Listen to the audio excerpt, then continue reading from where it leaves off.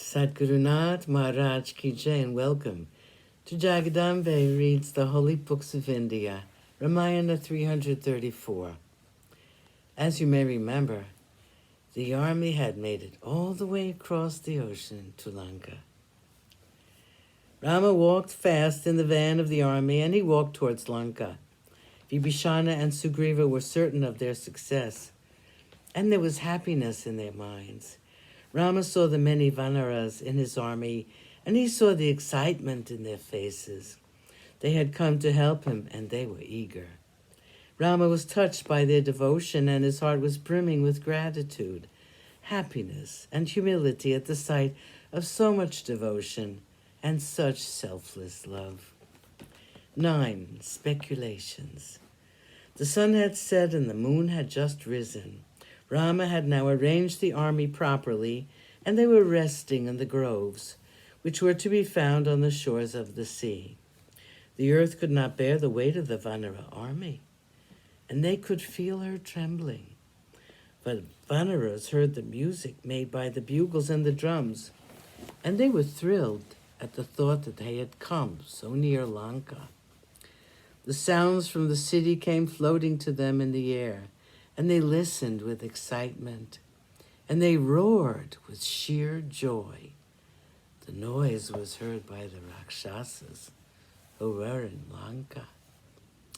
Rama was lost in a reverie. He looked at the wonderful city with its flags and banners and turrets made of gold, and he thought of her, his beloved Sita, who was imprisoned in this city. He thought Sita, whose eyes would always resemble those of a frightened deer, is now a captive of Ravana in this beautiful city. She is like Rohini, eclipsed by the planet Angaraka. Rama sighed with pain, and he turned to Lakshman and said, "Look at the city, look at Lanka. Stationed on top of the hill, it seems to touch the very skies. It was built, I hear, by Vishvakarma for Ravana.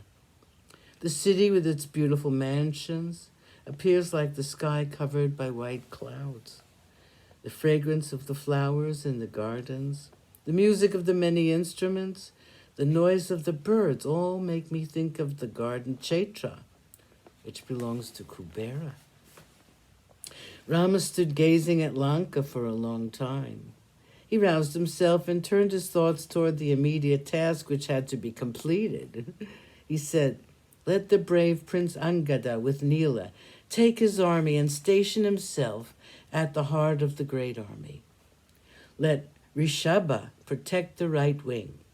Let Gandamadana, the invincible, be in charge of the left wing. Lakshman and myself will be at the head. Jambavan and Sushena should guard the van of the army. This, then, should be our plan of attack." The arrangements were made as per the wishes of Rama, and Rama told Sugriva, "The army has been arranged well. It is time to release Shuka." The captive Rakshasa was released since Rama had asked him to be set free.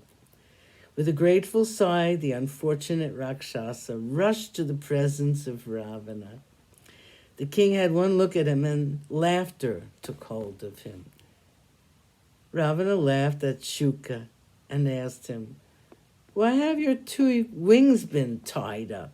They also seem to have been wounded. You look distressed, too. I hope you did not fall into the hands of that fickle crowd." Shuka was still trembling. He had not quite forgotten the treatment meted out to him by the Vanaras. He said, "I went to the northern side of the sea and reached the shores of the sea, as you had commanded. I went to Sugriva and spoke the words which you had asked me to say. The monkeys were furious with me, and they caught hold of me. They beat me up and they tortured me. The Vanaras are by nature prone to be angry, and they are quite ruthless. They are not willing to listen to anyone. It is not possible to reason with them or to talk to them calmly. I saw Rama, who had killed Virada, Kabanda, Kara, and the others. I saw him with Sugriva, the king of the Vanaras.